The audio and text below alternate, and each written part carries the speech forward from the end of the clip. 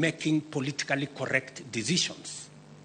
We need to make decisions that are correct as far as the interests of the people of Kenya are concerned. I must congratulate His Excellency, the Right Honorable Prime Minister Raila Odinga, and the courage he has to make difficult decisions. Not many leaders can make the kind of decisions the Right Honorable Raila Odinga can make.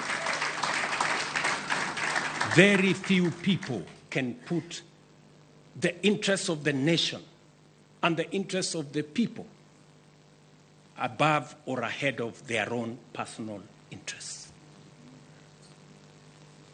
I say that without fear of any contradiction, because I know the kind of difficulty my elder brother has got to go through in getting us to this position.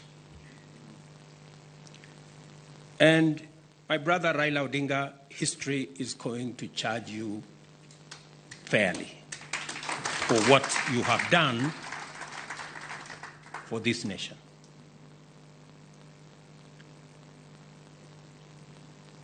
Immediately after the elections, several months after the elections, I called my brother and I told him, you have been my party leader. You have been my senior.